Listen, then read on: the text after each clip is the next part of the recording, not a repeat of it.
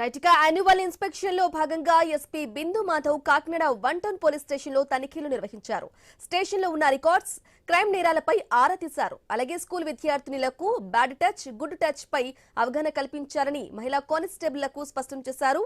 ఫిర్యాదుదారులతో మర్యాదపూర్వకంగా మాట్లాడాలంటున్న ఎస్పీ బిందు మాధవ్ తో కాకినాడ ప్రతినిధి రాజేష్ ఫేస్ టు ఫేస్. జిల్లాలో ఉన్న పోలీస్ స్టేషన్లన్నీ తనిఖీలు చేస్తున్నారు. ఇటువంటి నేపథ్యంలో కాకినాడ జిల్లా SP Bindu Madhav IPS Kakinada 1 town police స్టేషన్లో కూడా వారు తనిఖీ చేస్తారు. అసలు తనిఖీల్లో భాగంగా ఏమేమి తనిఖీ చేశారో ప్రస్తుతం బిందు మాధవ్ వారిని తెలుసుకునే ప్రయత్నం కూడా చేద్దాం. సార్ చెప్పండి, అంటే తనిఖీల్లో భాగంగా ఈరోజు 1 టౌన్ స్టేషన్ తనిఖీ చేశారు. తనిఖీల్లో వారికి ఏం గుర్తించారు, అది ఏమని చెప్పారు మీరు? ఎవ్రీ ఇయర్ యాన్యువల్ ఇన్స్పెక్షన్లో భాగంగా కొన్ని పోలీస్ స్టేషన్స్, సర్కిల్ ఆఫీసెస్, అట్లానే ఎస్డిపి ఆఫీసెస్ ఇన్స్పెక్ట్ చేయడం జరుగుతుంది. దానిలో భాగంగా ఈ రోజున Kakinada 1 town police station inspect చేసి ఇక్కడ కేసెస్ ఏమైతే పెండింగ్ ఉన్నాయో, అండర్ ఇన్వెస్టిగేషన్ కానీ ట్రయల్కి పెండింగ్ ఉన్నవి కానీ కేసెస్ ఏమున్నాయో రివ్యూ చేయడం జరిగింది. దాంతోపాటుగా స్టేషన్ హౌస్ రికార్డ్స్ ఏమైతే మెయింటైన్ చేయాలో అవి సవ్యంగా మెయింటైన్ అవుతున్నాయా లేదా అవన్నీ చూసి ఈ పెండింగ్ కేసెస్లో యూఐ ఏవైతే ఉన్నాయో అవి తొందరగా ఛార్జ్ షీట్ చేసి వాటి లాజికల్ కంక్లూజన్కి తీసుకెళ్లాల్సిందిగా, అట్లనే ట్రయల్ జరుగుతున్న కేసెస్లో ట్రయల్ ఫాలో అప్ చేసి ఎక్కువ కన్విక్షన్లు వచ్చి నేరస్తులకు శిక్ష పడేలాగా కేర్ తీసుకోమని ఇన్స్ట్రక్షన్స్ ఇవ్వడం జరిగింది.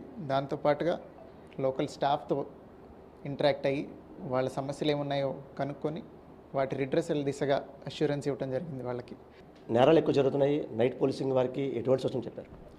నైట్ మా దగ్గర జనరల్ నైట్ బీట్స్తో పాటు రెగ్యులర్గా డ్రోన్ యూటిలైజేషన్ ఒకటి ప్రత్యేకంగా ఉంటుంది. కాకినాడ డిస్ట్రిక్ట్లో ఎక్కువ డ్రోన్స్ యూజ్ చేస్తారు. ఎక్కడైనా అవుట్స్కట్స్లో కానీ, అబాండెంట్ బిల్డింగ్స్లో కానీ, స్కూల్ ప్లే గ్రౌండ్స్లో కానీ ఎవరైనా అన్వాంటెడ్ పర్సన్స్ తిరుగుతుంటే వాళ్ళందరినీ పికప్ చేయడం జరుగుతుంది.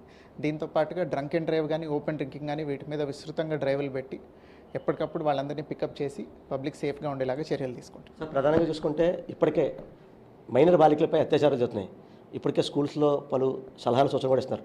మీ మహిళా పోలీసులకి పిల్లలకి ఎటువంటి సలహాలు సూచనలు మంచి మీరు తెలియజేశారు? అదేనండి, ఇప్పుడు వాళ్ళు రకరకాల ప్రలోభాలకి లోన్ కాకుండా గుడ్ టచ్, బ్యాడ్ టచ్ గురించి వాళ్ళకి అవగాహన కలిగించడం, వాళ్ళకి దగ్గరగా ఉన్న వాళ్ళు ఎక్కువ కేసెస్లో మేమేం అబ్జర్వ్ చేస్తున్నామంటే వాళ్ళతో సన్నిహిత సంబంధాలు ఉన్న వాళ్ళే ఇలాంటి నేరాలకు పాల్పడుతున్నారు.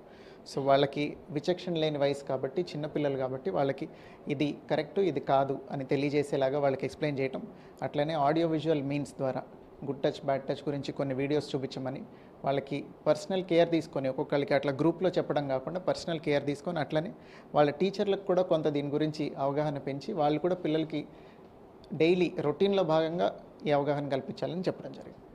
చూసాం కదా, ఓవరాల్గా ఈ అంటే ఇన్స్పెక్షన్స్లో భాగంగా యాన్యువల్ ఇన్స్పెక్షన్లో భాగంగా 1 టౌన్ స్టేషన్ ఇన్స్పెక్షన్ చేయడం జరిగింది. అలాగే స్టేషన్లో ఉన్న అంటే ఈ రికార్డ్స్ తనిఖీ చేశాము. అలాగే బాలికలకు బ్లాడ్ టచ్, గుడ్ టచ్పై కూడా అవగాహన కల్పించే విధంగా మహిళా శక్తి, మహిళా పోలీసులు కూడా చెప్పడం జరిగింది.